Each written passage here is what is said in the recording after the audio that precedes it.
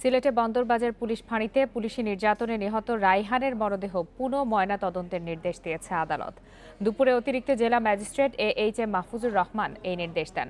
এদিকে বন্দরবাজার পুলিশ ফাঁড়ি পরিদর্শন করে আলামত সংগ্রহ করেছে police bureau of investigation PBI এর ক্রাইম সিন ইউনিট। এ বিষয়ে আরো বিস্তারিত জানাতে সিলেট থেকে যোগ দিয়েছেন সহকর্মী মাধব কর্মকার।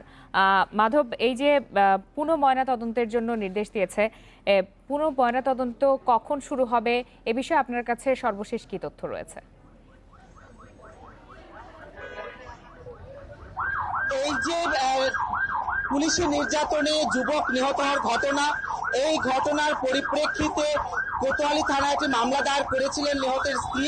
সেই মামলা যিনি তদন্ত কর্মকর্তা, তিনি আদালতের কাছে এই মরদেহের পুনঃ ময়নাতদন্তের আবেদন করেছিলেন এবং আবেদনের প্রেক্ষিতে সিলেট জেলা অতিরিক্ত জেলা ম্যাজিস্ট্রেট AHM মাহফুজুর রহমান পুনঃ ময়নাতদন্তের আদেশ দিয়েছেন। সেই আদেশটি PBI নিকটে পৌঁছে গিয়েছে এবং PBI আমাদেরকে যেটি জানিয়েছে, আদেশ হয়েছে কেবল, সেই নথিটি এখন পর্যন্ত এসে পৌঁছায়নি। পৌঁছানো হলেই পুনঃ ময়নাতদন্তের কাজ শুরু হবে। এদিকে এই মামলার তদন্তভার পুলিশ সদর দপ্তর থেকে পেয়েছে PBI অর্থাৎ পুলিশ ব্যুরো অফ ইনভেস্টিগেশন। তারা ঘটনাস্থল 3 ঘন্টার মতো পর্যবেক্ষণ করেছে এবং পুলিশ ব্যুরো অফ ইনভেস্টিগেশনের ক্রাইম ইউনিটের সদস্যরা ছাড়াও এখানে উপস্থিত ছিলেন SP মহোদয় এবং ওনারা এই ঘটনাস্থল পরিদর্শন করেছেন।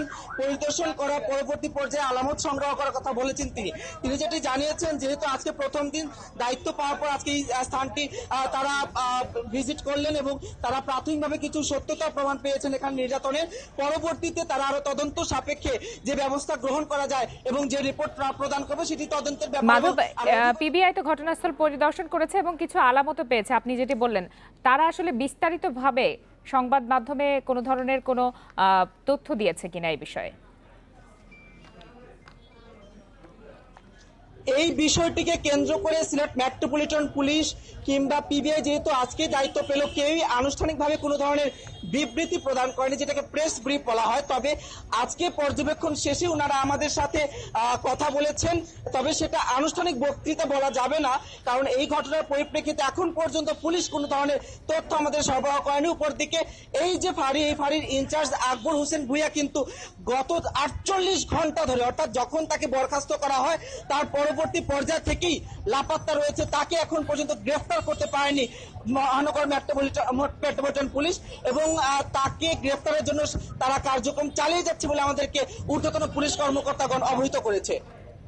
মাধব কর্মকার, আপনাকে ধন্যবাদ।